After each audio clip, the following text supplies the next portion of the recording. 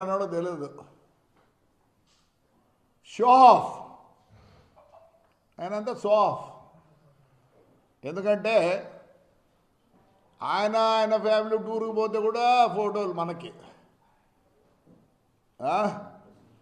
మనకు బైనాగ్లాస్ తెలియదు, లేకపోతే సౌత్ ఆఫ్రికా తెలియదు, లేకపోతే సఫారీ తెలియదు. ఇంకా పైలట్ ఏదో ఎక్కినాడంటే దాని అంత షో ఆఫ్. ఏడు ఈ కూతలు. రాయలసీమకు పౌరుషం లేదు, బెడ్తో కొడతారు రాయలసీమ ప్రజలు.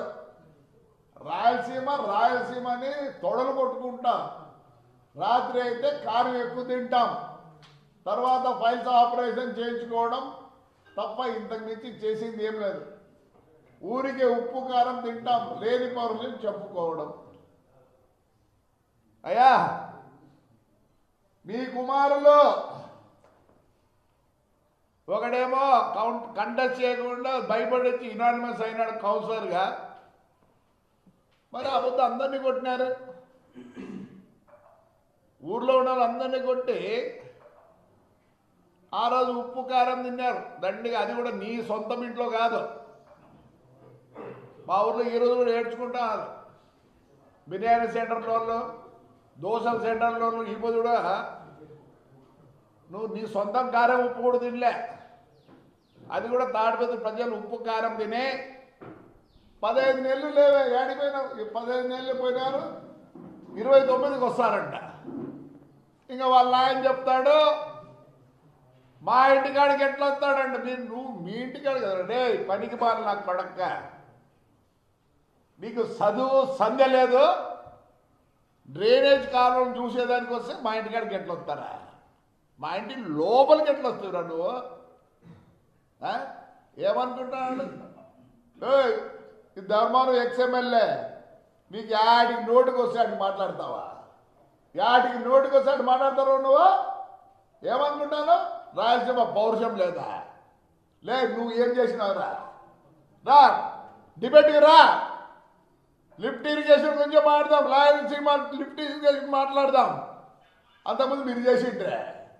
నాకు కొడకల్లారా అటు మిద్దెలు కట్టించుకొని 4 గుర్రాలు పెట్టుకొని ఏమే మినీ కూపర్ పెట్టి నీ కథ నాకు తెలియదా? ఎంతుందిరా నీకు?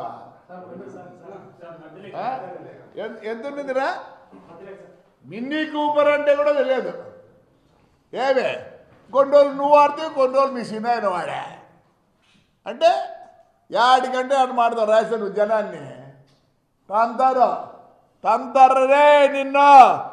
నీ భాష మార్చుకో.